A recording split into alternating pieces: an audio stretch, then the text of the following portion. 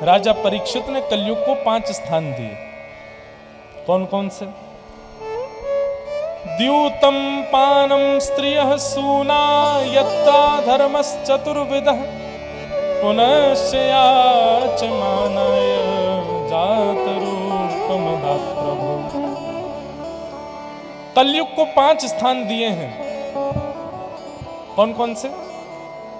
पहला स्थान जुआ। जुए में कलयुग का निवास होता है। अच्छा, हम कथाओं में कहा करते हैं जुए का मतलब केवल ताश खेलना, उसमें पैसा लगाना नहीं होता। वो तो जुआ है ही, पर जुए का एक अर्थ ये भी होता है आप पैसे को जहां कहीं भी दांव पर लगाओगे वो सब जुआ कहलाएगा। जैसे कई लोग शर्त लगाते हैं, 500 रुपए की शर्त लगा लो, बारिश होगी कि नहीं होगी? बोलो होगी। लगी 500 की शर्त, ये भी जुआ है। आप लक्ष्मी को जब जब दांव पर लगाओगे तब तब जुआ माना जाएगा। लक्ष्मी को कभी दांव पर मत लगाइए। लक्ष्मी साक्षात हमारी मां है, मां को कोई दांव पर लगाता है? लक्ष्मी नारायण की पत्नी है, और नारायण की पत्नी को यदि दांव पर लगाओगे तो नारायण तुमको छोड़ेंगे? कभी नहीं छोड़ सकते। किसी की पत्नी को दांव पर लगाओगे उसका पति जान से मार देगा, और तुम नारायण मतलब जगत नियंता जगदाधार जगदीश्वर की पत्नी को दांव पर लगा रहे हो, जीवन कैसे सुखी हो जाएगा? और माफ कीजिएगा, यदि कोई व्यक्ति जीवन भर जुआ खेलते खेलते निकल गया, उसके जीवन में कोई कष्ट नहीं आए तो उसकी आने वाली पीढ़ी में कष्ट आएंगे, वंश में कष्ट आएगा, लेकिन कष्ट आएगा जरूर। तो सबसे पहला कलयुग का निवास कहां है? द्यूतम, जुए में। इसलिए भैया कभी भी ये 5 स्थान यदि आपने छोड़ दिए जीवन में, इन 5 जगहों पर यदि आप नहीं गए तो हम व्यासपीठ से दावा करके कहते हैं कि आपको कलयुग स्पर्श नहीं करेगा। आप कलयुग में रहते हुए भी सतयुग में जी रहे हो, ऐसा मान लीजिएगा, यदि इन 5 स्थानों से बच गए तो। और एक बात कहें, ये 5 जगहों के नाम सुन लीजिए, ऐसा हो ही नहीं सकता कि इन 5 में से एक स्थान में आपका प्रवेश ना हुआ हो, निश्चित हुआ होगा। सबसे पहला द्यूतम यानी कि जुआ। दूसरा कलयुग का निवास स्थान है पानम, मदिरा पान।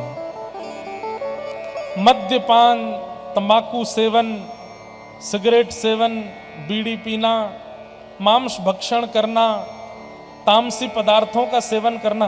गीता में भगवान कहते हैं, लोग पूछते हैं महाराज जी प्याज लहसुन खाने में क्या दोष है? प्याज लहसुन खाने से पाप लगता है? क्या होता है? प्याज लहसुन खाने से पाप नहीं लगता, लेकिन गीता में भगवान कहते हैं भुंज्यते त्वघम पापात ये पचन्त्यात्म कारणम।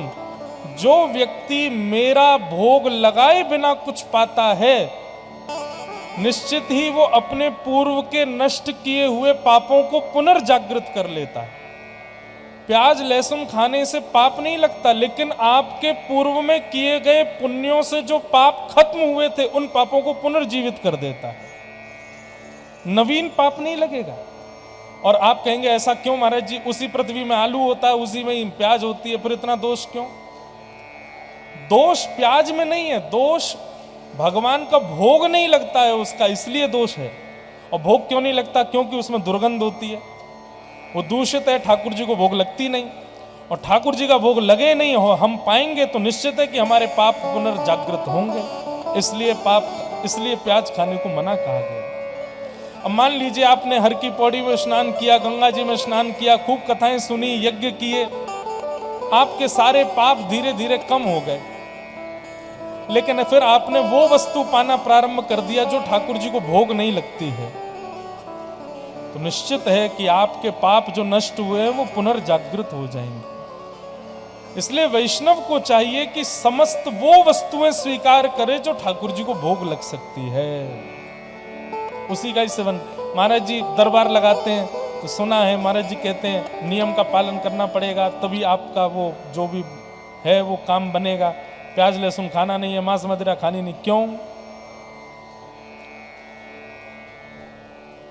ठाकुर जी को भोग अर्पण करके जब आप स्वीकार करेंगे तभी आपके दोष निवृत्त होंगे, दोष नष्ट होंगे। इसलिए यदि खाते हैं आप, दोष नहीं है उसमें, लेकिन हाँ इतना दोष जरूर है कि पूर्व के जो आपके पाप हैं जिनको आप नष्ट कर चुके हो वो पुनर्जागृत हो जाएंगे, वो फिर से बढ़ने लगेंगे।